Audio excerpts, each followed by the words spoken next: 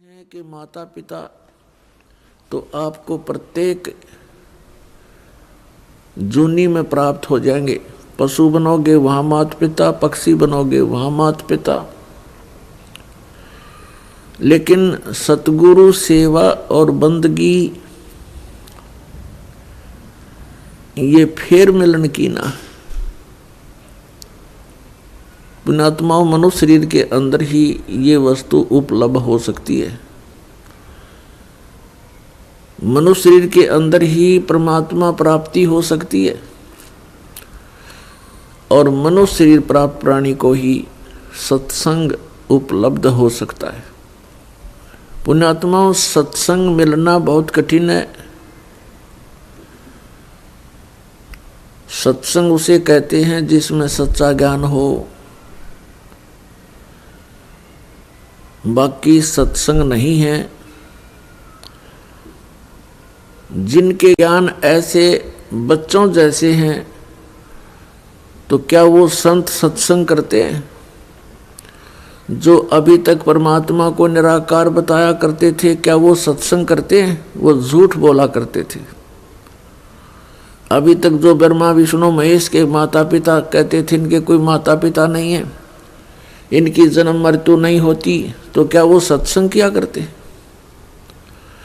जो संत ये बताते हैं सतलोक में प्रकाश ही प्रकाश है, भगवान है ही नहीं, आत्मा उसमें जाकर के ऐसे लीन हो जाती है जैसे बूंद समुद्र में, तो क्या वो सत्संग किया करते?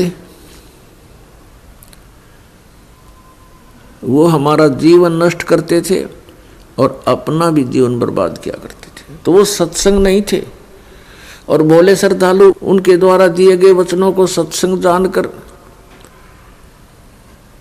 निश्चिंत हुए बैठे थे। अब सत्संग आपको अब प्राप्त हुआ है या उन महापुरुषों ने सत्संग किया था जिनको परमात्मा मिले थे? परमात्मा की प्राप्ति के उपरांत जिन्होंने जो वचन बोले वो सत्संग था। उनमें कौन कौन से महापुरुष थे जिनको परमेश्वर प्राप्ति हुई? जो दास के नॉलेज में है उनमें से चंद महापुरुषों के नाम इस प्रकार हैं। आदरणीय धर्मदास साहिब जी, आदरणीय मलुकदास साहिब जी, आदरणीय नानक साहिब जी, आदरणीय दादू साहिब जी, आदरणीय गरीबदास साहिब जी, गांव छुडानी, जिला दज्जर, हरियाणा वाले, आदरणीय गीसादास साहिब जी, गांव खेखड़ा, जिला मेरठ, उत्तर प्रदेश वाले। इन महापुरुषों ने जो परमात्मा प्राप्ति के बाद जो वचन बोले वो सत्संग था, और इनके अतिरिक्त जो वचन इन महापुरुषों की वाणी से मेल नहीं खाते वो सत्संग नहीं है। अब इन महापुरुषों ने क्या बताया है? अनंत कोट ब्रह्मांड का एक रति नहीं भारे, सतगुरु पुरुष कबीरे हैं ये कुल के सिरजनहारे। ना सतगुरु जननी जने उनके माने बापे, पिंड ब्रह्मंड से रहित हैं नावा तीनों तापे। परमात्मा स्वयं भी आकर के क्या बताते हैं कि चारों युग में संत पुकारे, कूक कहा हम हेल रे, हीरे माणक मोती बरसे ये जग चुगता ढेल रे। पुण्यात्माओं, परमात्मा के गुणों में, परमात्मा की लीला में जो सदग्रंथों में वर्णित है, स्पष्ट किया हुआ है कि वो परमात्मा ऊपर सतलोक में रहता, सचखंड में। संत भाषा में उसको सचखंड कहते हैं और वेद भाषा में उसको रतधाम बोलते हैं। रतधाम मीन सतधाम, सतलोक कहो, सतधाम कहो। संत भाषा में परमात्मा की उपाधि सतपुरुष, अकाल मूर्त, शब्द स्वरूपी राम, आदि से कहा जाता है। वेदों और गीता में उसको परम अक्षर ब्रह्म कहा है, सच्चिदानंद घन ब्रह्म कहा है, दिव्य परम पुरुष कहा है।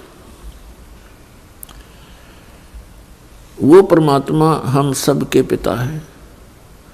हम अपनी गलती से काल के जाल में फंस गए, वो दयालु हमारे लिए फिर भी भटक रहे। पुण्यात्माओं, अब समय आ गया है, बहुत सतर्क होना पड़ेगा आपको। असंख्य जन्म हो गए आपको इस काल के लोक में कष्ट पर कष्ट उठाते हैं। उसके विषय में बताते हैं, कोटि जन्म तो भरमत हो गए, कुछ ना हाथ लगा रे। और कुकर सुकर खरबा बोरे, कौआ हंस बुगारे। कोटि जन्म तू राजा की, न मिटी न मन की आशा। भिक्षुक ओ कह दर दर घूम लिया, ये मिला न निर्गुण रासा। इंद्र कुबेर ईश की पदवी, ब्रह्मा वर्ण धर्मराया।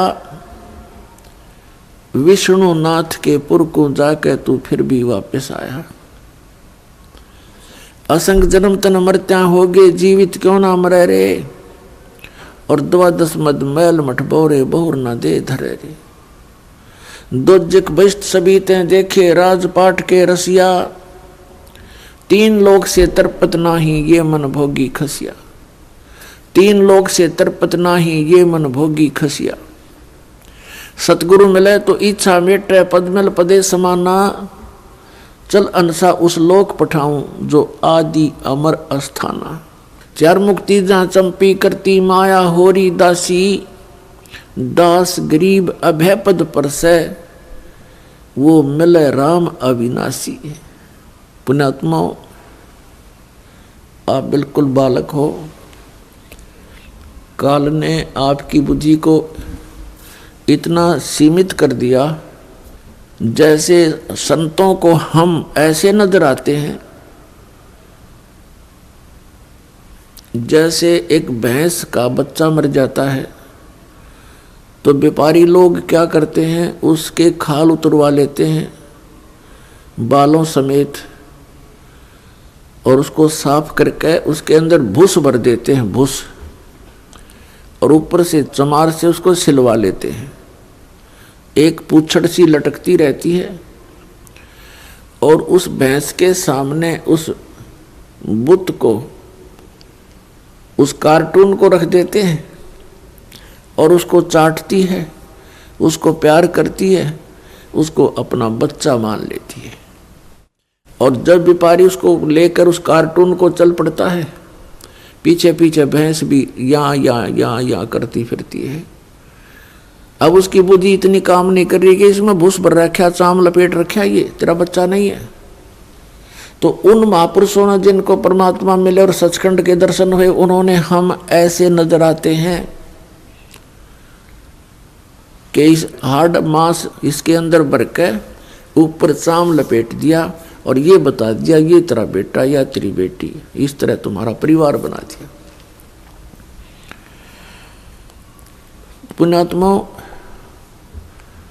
आप जी ने थोड़ा विवेक करना पड़ेगा। कितनी बार संतों ने हमें कोशिश की है समझाने की, लेकिन हम इन काल के दूतों से प्रेरित होकर के भगवान के मार्ग को त्याग कर कुमार्ग स्वीकार कर लेते रहे, जिस कारण से हमारी बुद्धि विकसित नहीं हो पाई। वो परमात्मा हमारे लिए कितना कष्ट उठा रहे हैं, वो हमें बताने की चेष्टा कर रहे हैं कि सतलोक में चलो,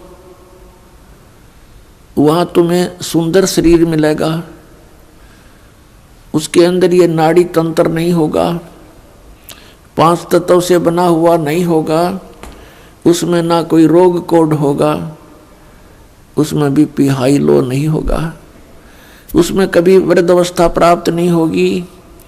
वहाँ सचखंड के अंदर आप की ऐसी सृष्टि होगी, ऐसा ही परिवार होगा जैसा यहाँ पर है, और वहाँ कोई काम नहीं।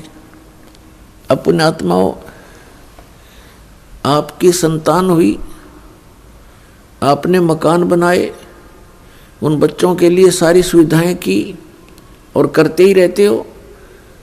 अब ये नहीं पता पिता की मृत्यु हो जाए, पता नहीं माँ की मृत्यु हो जाती है, और पता नहीं बेटा मर जा बेटी मर जा। तो हम जिस व्यवस्था में सारा जीवन बर्बाद कर चुके, उसका हमें क्या लाभ हुआ? लेकिन हम सोचें क्या इसका विकल्प नहीं? हम देखते उसके साथ भी ऐसी घटना होगी, उसके साथ भी होगी, कोई बात नहीं है, तो होती रहती है। अब परमात्मा ने इसका विकल्प बता दिया, इसका अल्टरनेट बता दिया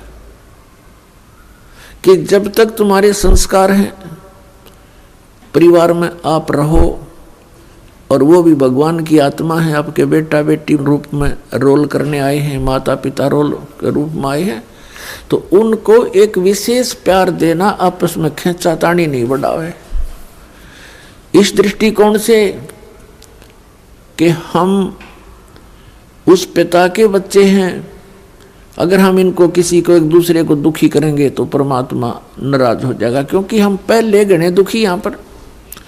फिर हम एक दूसरे को सतावें, कोई वचन से जख्म करें, किसी को और कोई हानि पहुंचावें, तो हम तो कौवे हो गए, कौवे, मनुष्य नहीं रहे। जैसे कौवा जख्म के ऊपर चोंच मार कर खून निकाल लेता है, हमने हंस बनना है, तो हम सतलोक चलेंगे। वो परमात्मा हमारे पीछे फिर रहा है। जो जन मेरी शरण है, ताका हूँ मैं दास, गेल गेल आज्ञा फिरूं जब तक धरणी आकाश। परमात्मा कहते हैं कि जो मेरी शरण में एक बार किसी भी युग में आ गया, तो मैं उसके पीछे पीछे फिरता रहता हूँ और उसको पार करने की चेष्टा करता हूँ। क्या बताते हैं? अनंत कोट बाजी जहां हम रचे सकल ब्रह्मंड, कह कबीर मैं के करूं यू काल करे जीव खंड।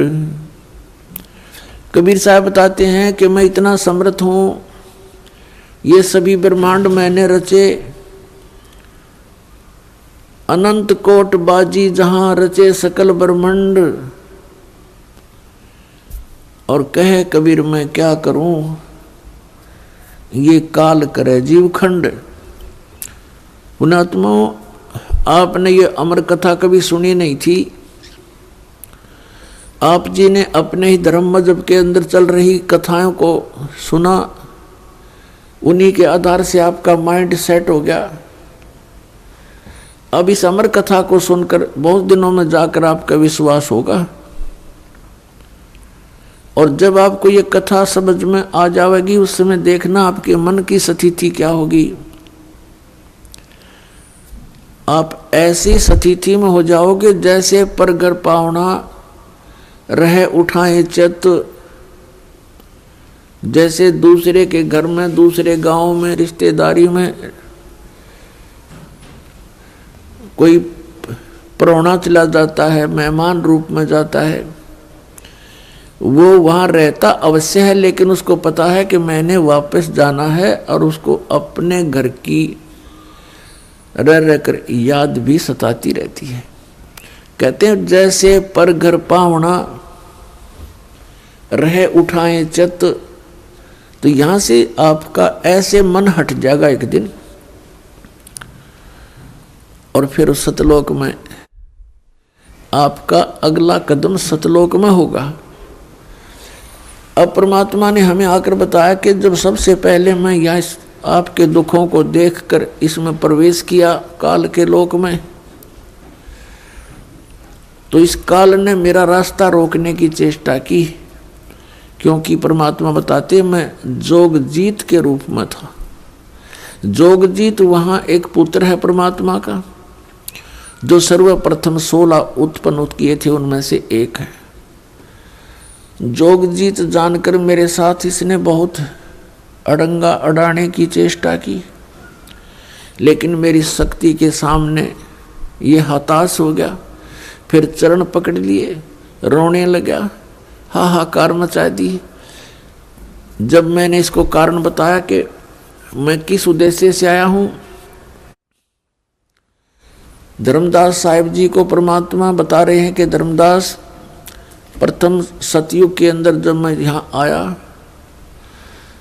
तो इसने मेरे साथ बहुत कलह मचाई। जब मैंने अपनी शक्ति का प्रयोग किया तो इसकी नहीं पार बसाई। चरण पकड़ लिए, पैर पकड़ के कहता, जोगजीत आप किस लिए आए हो? तो मैंने इसको बताया कि मैं नीचे जाऊंगा और सभी प्राणियों को बताऊंगा कि यू परमात्मा नहीं है, यू भगवान नहीं है जिसको तुम भगवान मान रहे हो। और एक ऐसा मंत्र दे के आऊंगा, सतनाम, सच्चा नाम, उसका जाप करने वाले प्राणी को तू रोक नहीं पाएगा। और सभी को बताऊंगा कि तुम यहाँ के रहने वाले नहीं हो, तूने इन सब को नशा करवा दिया, तीनों गुणों से एक एक इंजेक्शन लगवा दिया इनको। तो ये चिंतित हो गया। इसने कहा कि हे भगवान, मुझे श्राप लगा हुआ है 1 लाख जीव आहार करने का, यदि आप इन सब को ले जाओगे तो मेरा क्या होगा? परमात्मा ने कहा कि अब मैं इनको नहीं छोड़ूंगा, तेरा हो या ना हो। फिर इसने प्रार्थना की, प्रभु कोई बात नहीं, मेरी कुछ और समस्याएं हैं, उनका समाधान कर दीजिए और वचनबद्ध होकर के मुझे आशीर्वाद दीजिए। परमात्मा ने कहा, धर्मदास मैंने वचनबद्ध होकर के इससे कहा कि बोल क्या मांगता है। इसने कहा कि परमात्मा 3 युगों में जीव थोड़े ले जाना, चौथा युग जब कलयुग आवे तब तव शरण जीव बहु जावे। ऐसा वचन हर मोय दीजिए, तब तुम गवन संसार ही कीजिए। तो मैंने इसको कह दिया ठीक है, तथास्तु, कि ऐसा ही होगा। तो फिर इसने एक प्रार्थना और की थी कि परमात्मा जबरदस्ती ना करना हे बड़े भाई, क्योंकि जोगजीत रूप में खड़े थे परमात्मा और ये भी उन्हीं का भाई है। परमात्मा से कबीर से उत्पत्ति हुई इस काल की ज्योति निरंजन की। और इसने कहा कि हे प्रभु, हे बड़े भाई, जबरदस्ती ना करना, जो आपके ज्ञान को स्वीकार करे वो आपका और हमारे ज्ञान को स्वीकार करे वो हमारा। आप ज्ञान दे करके अपना बनाना, बाई फोर्स ना करना, वो तो मालिक को पता। अब यहाँ प्रश्न उठता है पुण्यात्माओं बहुत सी, क्योंकि हमारे अंदर बहुत युगों से ये अज्ञान ठुका हुआ है, भरा हुआ है खचाखच। ये सच्चे ज्ञान को टिकने नहीं देता, ना जाने कितनी शंकाएं उत्पन्न होती हैं। एक शंका तो ये उत्पन्न होगी कि भाई भगवान ने जानी जान, कहते हैं परमात्मा जानी जान है, अंतर्यामी है, सर्वज्ञ है, फिर क्या उनको पता नहीं था ये ऐसे ऐसे वचन मांगेगा? इसको वचन ना देते सतयुग में ही हमें वापस ले जाते। तो ये तो पुण्यात्माओं मन की बकवाद है, इस तरह के विचार जो जिसके अंदर आते हैं। हम सतलोक में रहा ही करते। यदि हम ऐसे टिकने वाले होते तो पहले ही ना वहीं रहा करते थे। आवश्यकता ही नहीं थी हमें यहाँ आने की, फिर भगवान को यहाँ दुख उठाने की हमारे लिए। परमात्मा को पता था कि सतयुग त्रेता द्वापर में ये प्राणी दुखी नहीं होता। पुण्यकर्मी प्राणियों को मनुष्य जीवन मिलता है सतयुग त्रेता द्वापर में, जिनके बहुत घने पुण्य होते हैं और वो सभी साधना भी करते हैं, मनमुखी साधना करते हैं, शास्त्र विधि त्याग कर भी साधना करते हैं। उनसे सिद्धियां प्राप्त अवश्य हो जाती हैं और उनके पूर्व प्रारब्ध कर्मों के आधार से, किस्मत में लिखे हुए पनों के आधार से उनको सुख होता है, शरीर स्वस्थ होता है।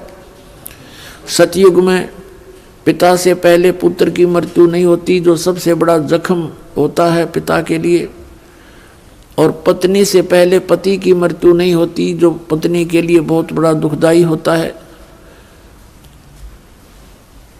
और बहुत लंबी आयु होती है, शरीर स्वस्थ रहता है, आहार बहुत ही अच्छा होता है।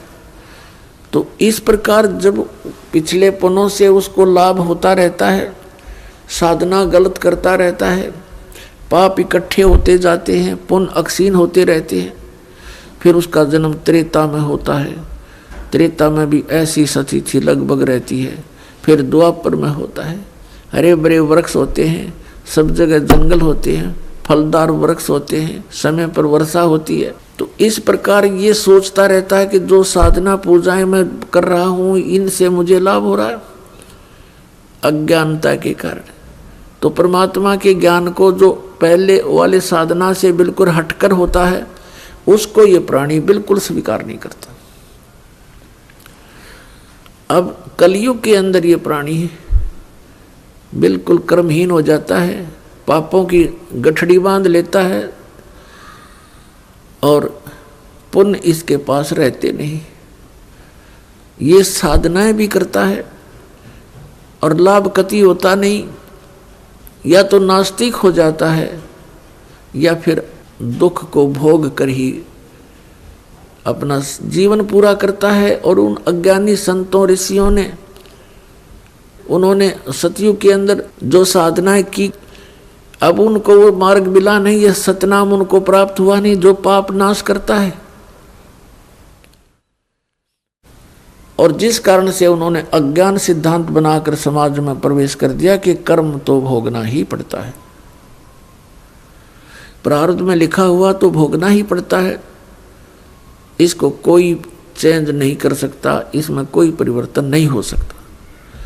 तो पुण्यात्माओं, हम परमात्मा की खोज इसलिए करते हैं, परमात्मा को इसलिए खोजते हैं कि हमारे जीवन में कोई कष्ट आवे तो वो टल जावे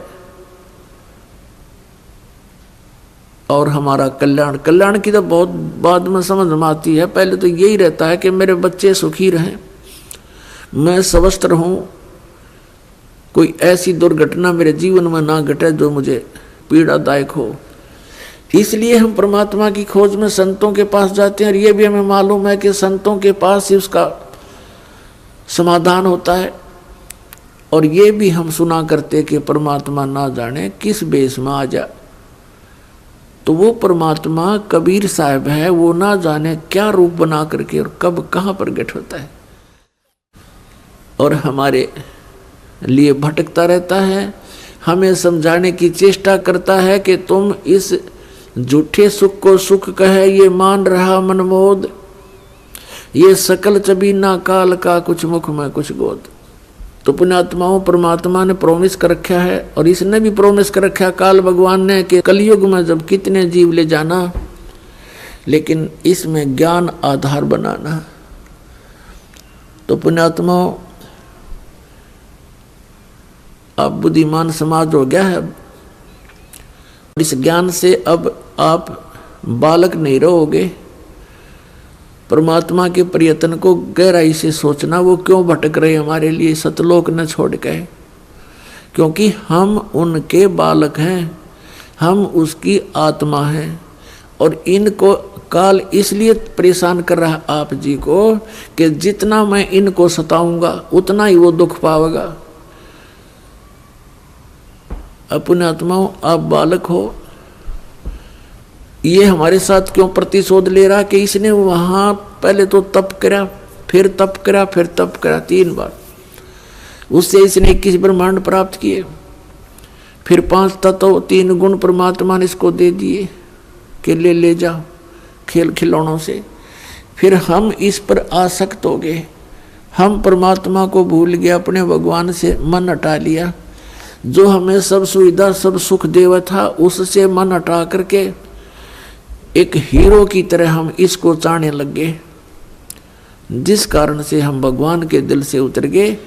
और देखो सेब कितना अच्छा फल होता है, यदि वो सेब खराब हो जाता है तो वो दुकानदार उसको रखता नहीं, उसकी आत्मा बहुत दुख पावे। एक सेब खराब हो गया, बाहर फेंकना पड़ा कूड़े में, तो हम वहाँ खराब हो गए थे भाई बच्चों।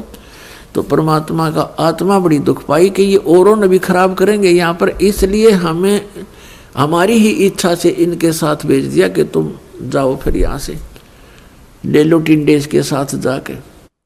अब इसने फिर अलग ब्रह्मांड के अंदर परमात्मा ने व्यवस्था की, एक जिस आत्मा ने सबसे पहले स्वीकृति दी थी इस काल के साथ आने की, उसको एक लड़की रूप बनाया जिसको अब दुर्गा कहते हैं। उसके अंदर हम सभी को बीज रूप में भर दिया और उसको शब्द शक्ति दे दी कि बेटी तू जितने जीव कहे यू काल उत्पन्न कर देना, वचन से बोल देना, उतने प्रकट हो जाएंगे। पुण्यात्माओं, हम अज्ञान को सुन सुनकर स्थान स्थान पर हमारा माइंड, हमारा मन अड़ जाता है कि ये कैसे हो सकता है। जैसे एक समय ऋषि वाल्मीकि जी ने एक कुशा से डाब से पुत्र बना दिया था सीता के लिए और पालने में लुटा दिया बना करके। सीता जब कपड़े धोकर आई तो पुत्र को देखकर पूछा, पिताजी ये पुत्र किसका है? कि बेटी क्या बात, आपका नहीं है? कि मैं तो पुत्र को साथ लेकर गई थी कपड़े धोने के लिए। ऋषि जी ने सोचा था कि लड़की के बच्चे को कोई उठा ले गया है, जंगली जानवर वारो रो मर जाएगी, इसलिए उसने एक लड़का उत्पन्न कर दिया है जिसका नाम कुश रखा और लव सीता से उत्पन्न हुआ था श्री राम के सहयोग से। तो कहने का भाव ये है कि उस ईश्वरीय शक्ति को थोड़ी बहुत संग्रह करके ये ऋषि लोग भी चमत्कार दिखा देते हैं, और वो तो परमात्मा के पास तो ये चमत्कार थोक के भाव के हैं। तो ये अलग ब्रह्मांड में जब रखा तो दुर्गा के साथ इसने दुर्व्यवहार करना चाहा। दुर्गा ने इसे बहुत प्रार्थना की कि मेरे से ये जुल्म ना कर, तू मेरे पास वचन शक्ति है, मैं जितने जीव तू कहेगा मैं उत्पन्न कर दूंगी। पिता ने वचन दे रखा, इसने नहीं माना, बकवाद करी, उसके साथ जोर जबरदस्ती करनी चाहिए तो लड़की ने उसके पेट में शरण ले ली सूक्ष्म रूप बना के। तब परमात्मा ने जोग जीत रूप में आके उस ब्रह्मांड में इसको कहा था कि आज से तुझे एक श्राप लग गया, 1 लाख मानव शरीरधारी प्राणी जीव खावेगा, 1.25 लाख उत्पन्न करेगा।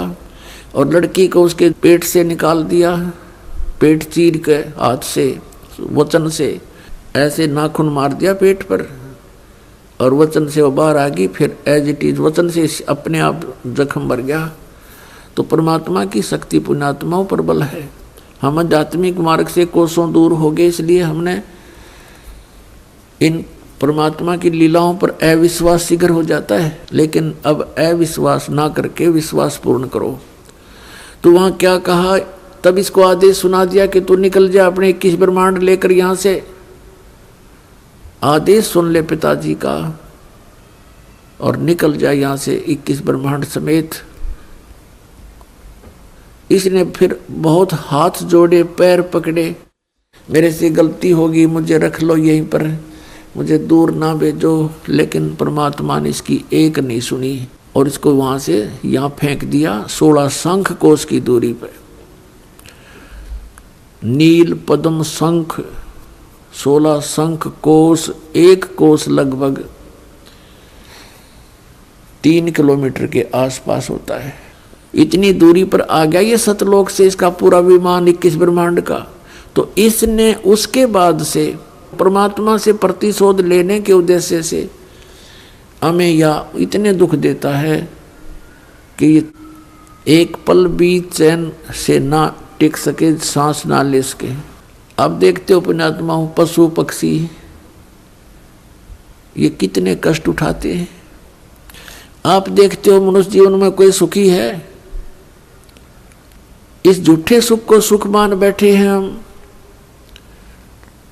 और परमात्मा हमें याद दिलाते हैं आकर के कि तुम काल के जाल में हो। आप जी को इसने मिसगाइड करके इतना ही सीमित कर दिया आपकी बुद्धि को, संतानों उत्पत्ति को ठीक कर लेना, सारा जीवन ये सोच करके बुढ़ापे में सुखी होऊंगा मैं, बुढ़ापे में मेरा जीवन ठीक कट जाएगा, बढ़िया कोठी बना दूं, बच्चों को सुखी कर दूं, घनाए धन बना दूं। अपने आत्मा बुढ़ापे तक, पहली तो ये बात है कि बुढ़ापे तक आप रहोगे कि ना रहोगे, वृद्धावस्था तक। और वृद्ध अवस्था होने के बाद फिर सुख कहाँ से? वृद्ध अवस्था में सपने में भी सुख नहीं है। तो हमारी सारी ही सोच इस टाइप की थी जो हमें केवल दुख दे सकती है, सुख नहीं। बुढ़ापे में कभी तो जाड़ पड़वानी, कभी आंख बनवानी, और कभी कोई बच्चा कुछ बोल रहा है, कोई पुत्र वधू कुछ कह रही है, कहीं पौत्र को कोई गड़बड़ होगी, कहीं पौत्री का गड़बड़ होगी, कोई देवता मर गया, कोई देवती मर गई। तो ये सब कष्ट उस व्यक्ति को होते हैं जो वृद्ध अवस्था प्राप्त कर चुका है। और सोचा नहीं होता बुढ़ापे में सुखी हो जाऊंगा, इब तो धंधा करके बच्चा न पाल पोष दूं। तो पुण्यात्मा बुढ़ापे में तो जिए जानेगा जिसा सुख होगा तुम्हें। तो इसलिए परमात्मा हमें याद दिलाते हैं कि जिस प्रोसेस में आप अपना सारा जीवन न्यौछावर किए बैठे हो, ये आपकी महाभूल है। इसके साथ साथ और भी कार्य आपका एक अनिवार्य है, वेरी इम्पोर्टेंट है। उसको तो आपने शुरू ही नहीं किया। अब जैसे हम देखा करते थे, बुजुर्ग आपस में बैठ कर बतलाया करते थे, क्या कहते थे, और भाई कुशल हो? तो वो कहता था मौज हो रही है, कत्ती ठाठ हो गए, 2 बेटे थे 2 बेटी, सबका विवाह कर दिया, पुत्र पर भी पुत्र हो गया, पुत्रियों पर भी पुत्र हो गए, और बस मेरा तो जीवन सफल हो गया। अब बेशक उठा ले भगवान मने, मुझे बेशक उठा ले परमात्मा, मेरा काम पूरा हो गया। अब इस तत्व ज्ञान की रोशनी में पता चला कि खाक पूरा हो गया तेरा समय, जीवन कहाँ से सफल हुआ? जीवन तो बर्बाद हो गया आपका। और जो कुछ भी आपको प्राप्त हुआ ये तो पूर्व प्रारब्ध में आपका लिखा हुआ था, आपका किया हुआ नहीं, आपका चाहा हुआ नहीं। जैसे संतान होते ही एक ऐसी हमारी मन में काल ने ऐसी प्रेरणा कर रखी है कि हे भगवान बच्चा हो और पुत्र हो, पहला पुत्र हो फिर पुत्री बेशक हो जा। ऐसी टेंडेंसी श्लोक वेद से हमारी बनी हुई है जो बिल्कुल व्यर्थ है। अब विवाह हुआ, प्रथम लड़की होगी, फिर सोचा है भगवान दूसरा तो पुत्र होना चाहिए, दूसरी भी कन्या होगी, फिर कहा हे भगवान तीसरा तो पुत्र हो, तीसरी भी कन्या होगी, चौथी आशा पुत्र की थी, चौथी भी कन्या, पांचवी भी कन्या होगी। तो क्या आपका किया हुआ या आपका चाहा हुआ? नहीं, जो आपकी किस्मत में था वही आपको मिला। तो आप कहते हो कि मेरा जीवन सफल हो गया, ये तो आपका होना ही था। आपने जो इस जीवन में एक इम्पोर्टेंट कार्य और करना था, अनिवार्य कार्य करना था, वो तो तुमने स्टार्ट भी ना किया। इसकी याद दिलाने के लिए परमात्मा सतलोक से आते हैं। यहाँ के भगवान और यहाँ के ये संत हमें केवल इस माया में ही डबोते हैं, इसी में डालते हैं, हमारे को बाहर निकाल नहीं सकते क्योंकि इनकी पावर नहीं। वो तो स्वयं आते हैं या अपने ही संत बना करके यहाँ भेजते हैं, अपनी भक्ति शक्ति से चार्ज करके भेज देते हैं, और फिर वो संत ये काम किया करते हैं। नहीं, आम संत की कोई औकात नहीं जो काल के सामने इस प्रकार का कोई कदम उठा ले। अब क्या बताते हैं परमात्मा, हम सुल्तानी नानक तारे दादू को उपदेश दिया, जात जुलाहा भेद न पाया वो काशी माहे कबीर हुआ। गोता मारू स्वर्ग में जा बैठूं पाताले, गरीबदास ढूंढता फिरूं अपने हीरे मोती लाले। परमात्मा कबीर साहब कहते हैं कि गोता मारूं स्वर्ग में और जा बैठूं पाताल, कह कबीर ढूंढता फिरूं अपने हीरे मोती लाल। अब जैसे आपको कल सत्संग के अंदर दिखाया था, रूबरू करा था उन पवित्र सदग्रंथ वेदों से। उसमें क्या लिखा कि परमात्मा ऊपर ध्युलोक यानी तेजो में शरीर में और तेजो में लोक में राजा के समान विराजमान है, और वहां से गति करके नीचे आता है और बहुत अत्यंत गतिशील पदार्थ के समान, जैसे आकाशीय बिजली गिरती है नीचे बहुत स्पीड से, ऐसे परमात्मा सतलोक से गमन करके चल के यहाँ आते। तो वो परमात्मा अच्छी आत्माओं को मिलते हैं, उनको उपदेश करते हैं, तत्व ज्ञान से परिचित कराते हैं, अपने से परिचित कराते हैं। तो उन महापुरुषों ने जो ज्ञान दिया वो परमात्मा से प्राप्त ज्ञान दिया। उनमें से अब्राहिम सुल्तान अधम भी एक महापुरुष हैं। अब्राहिम सुल्तान अधम ये कौन थे? एक बलख नाम का शहर है, बलख बुखारा, इराक के अंदर, और वहाँ का एक अब्राहिम सुल्तान अदम नाम का एक मुसलमान बादशाह था। पूर्व जन्म के संस्कार से उसके इतने ठाठ कर रखे थे, भगवान ने 18 करोड़ घोड़े खरीद रखे थे। पुण्यात्माओं, जब तक इस प्राणी को तत्व ज्ञान नहीं होता, यहाँ के ये कंकर पत्थर जोड़ने में ही लगा रहता है। उसने कहते हैं 16,000 औरतें से विलास करता था, 18 करोड़ घोड़े। गांव में पहले यदि एक घोड़ा किसी के पास होता तो बहुत बड़ा वो वहाँ का ठाकुर माना जाता था, बड़ा रईस व्यक्ति माना जाता था जो घोड़े पर चलता था, एक घोड़े पे। जैसे आजकल तो जिसके पास कार है उसको बहुत अच्छा धनी मानते हैं, तो उस समय घोड़े से ही उसके धन को आज्ञा करते थे, काउंटिंग करते थे। तो इस प्रकार 18 करोड़ घोड़े उसके पास, और ऊंट 8 तक गिनती नहीं, बहुत गिने थे। कहने का भाव यह है कि सर्वसंपन्न राजा था, लेकिन पिछले संस्कार भी साथ होते हैं। अब वो चाहे कितने ही सुख को प्राप्त है, लेकिन परमात्मा की चाह आत्मा को फिर भी बनी होती है। एक दिन वो सो रहा था ऊपर अपने महल की छत पर, गर्मियों के दिन। परमात्मा कहते हैं सो चल सीधर मैं करूं अपने जन के काज। तो वहां कहीं पड़ोस में थोड़ी सी दूरी पर एक सत्संग हो रहा था। आप आरती, आप साजे, आप किंगर, आप बाजे, आप ताल झांझ जनकारा, आप नचा, आप देखण आ रहा।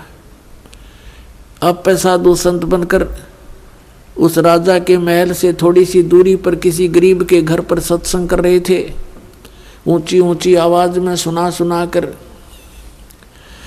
और बात तेरे काम न आवे, संतों शरण लाग रे, के सोवे गफलत में बंदे, जाग जाग नर जाग रे, जाग जाग नर जाग रे। और बात तेरे काम न आवे, संतों शरण लाग रे, के सोवे गफलत में बंदे, जाग जाग नर जाग रे, जाग जाग नर जाग रे।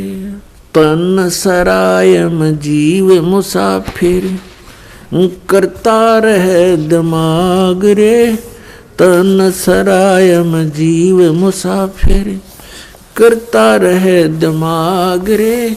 रात बसेरा कर ले डेरा, चले सवेरा त्याग रे, चले सवेरा त्याग रे। और बात तेरा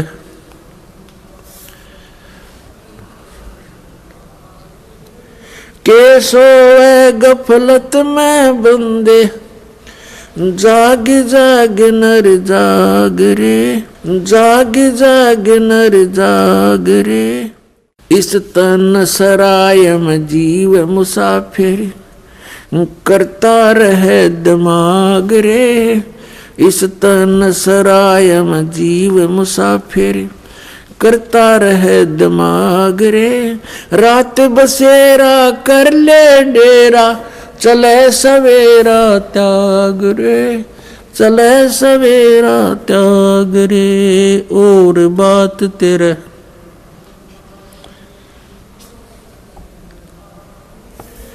के सोए गफलत में बंदे,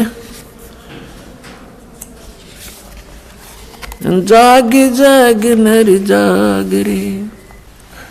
उमदा चोला बण्या अमोला, लगे दाग पे दाग रे। उमदा चोला बण्या अमोला, लगे दाग पे दाग रे। 2 दिन की गुजरान जगत में, क्यों जले बिरानी आग रे, जले बिरानी आग रे। अर सुमरे सो हंस कवावे, ये कामी क्रोधी काग रे। अर सुमरे सो हंस कवावे, कामी क्रोधी काग रे। बोरा न भर में विष के बन में, चल बेगमपुर बाग रे, चल बेगमपुर बाग रे। और बात तेरे काम न आवे, संतों शरण लाग रे। के सोवे गफलत में बंदे, भाई शब्द सैन सतगुरु की पिछाणी, पाया अटल सुहाग रे। शब्द सैन सतगुरु की पिछाणी, पाया अटल सुहाग रे। नितानंद महबूब गुमानी, परगट्य पूर्ण बाग रे, परगट्य पूर्ण बाग रे। और बात तेरे काम न आवे, संतों शरण लाग रे। के सोवे गफलत में बंदे, जाग जाग नर जाग रे, जाग जाग नर जाग रे। पुण्यात्मा कबीर परमेश्वर जी अपनी प्यारी आत्मा को काल के जाल से निकालने के लिए कितना संघर्ष करते हैं। उसके लिए परमात्मा ने ज्ञान को ही आधार बनाया है। इब्राहिम सुल्तान अधम बहुत ही अच्छी आत्मा का व्यक्ति था। परमात्मा की खोज में, अल्लाह की चाह में साधु संतों से बहुत प्यार करता था।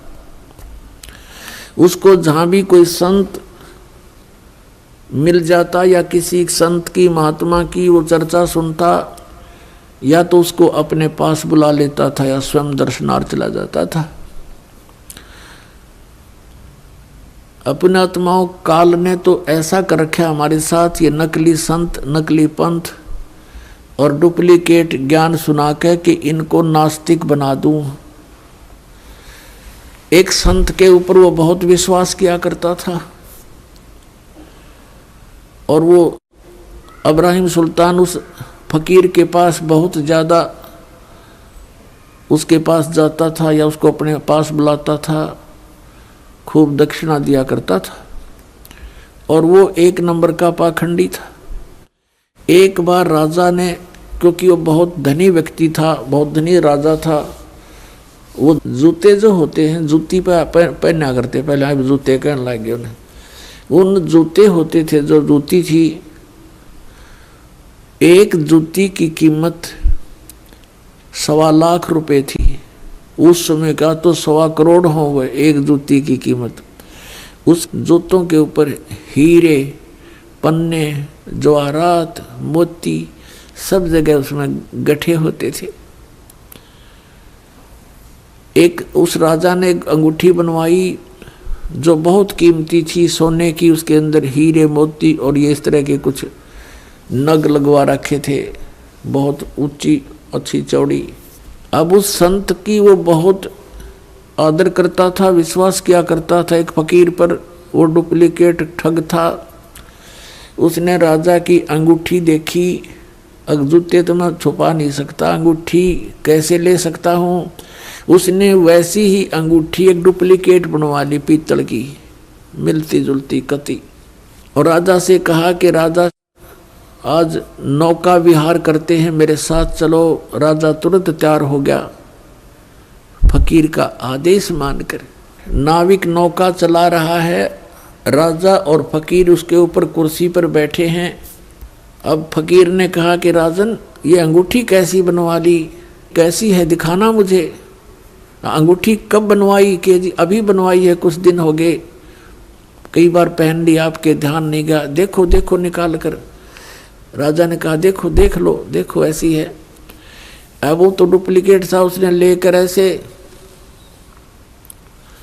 और कहा,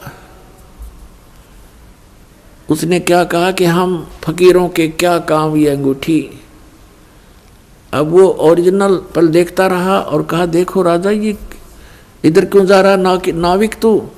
तो राजा का ध्यान उधर हुआ, वह डुप्लीकेट निकाल ली, वह डाल ली, हाथ में ले ली और कहा राजन, अंगूठी तो बहुत अच्छी है, पर साधु संतों के क्या काम की, जल में फेंक दी।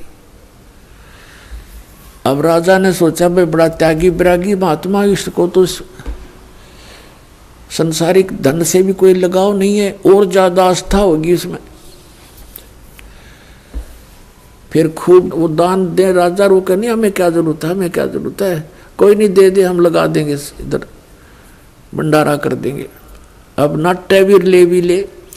भोली आत्मा जो होती है वो श्रद्धालु, वो केवल अपने स्वभाव का ही प्रयोग करते हैं, सामने वाले की बकवादों पर ध्यान नहीं देते हैं। इसका दुरुपयोग किया इन लोगों ने, नकलियों ने। तो कुछ दिनों के बाद क्या हुआ, फकीर के और चेले की आपस में बिगड़ गई, जिसने अंगूठी बनवाई थी नकली, उनकी आपस में कहा सुनी होगी, बात बहुत बढ़ गई और चेला उससे अक्षुब्ध होकर के उसने मंत्री से संपर्क किया, राजा के मंत्री से, कि ऐसे ऐसे इसने राजा के साथ धोखा किया है, ये धोखेबाज ठग व्यक्ति है।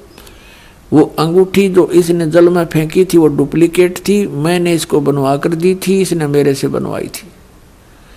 ये बात फकीर ने राजा के सामने डरते डरते कही कि कहीं राजा नाराज ना हो जा के साधु संतों के बारे में ऐसे नहीं बोलना चाहिए। राजा इतना विश्वास करता था कि पूछा, वजीर तेरे को किसने बताया है? वो चेला बुलाया कि इस चेले ने बताई है। उस चेले से कहा कि फकीर के बारे में ऐसी बातें करना बच्चा पाप लगता है। उसने कहा जी मैं कसम खाकर कहता हूँ ये निकम्मा आदमी है, ये भक्त नहीं है, संत नहीं है। राजा बड़ा विश्वासी था, उसने कहा कि देख ले भाई चेला राम, जया बात झूठी पागी तो तेरी गर्दन काट दूंगा। नो बोला जी बेस से काट दियो। राजा ने देखा कि बड़ा कॉन्फिडेंस से बात कर रहा है कि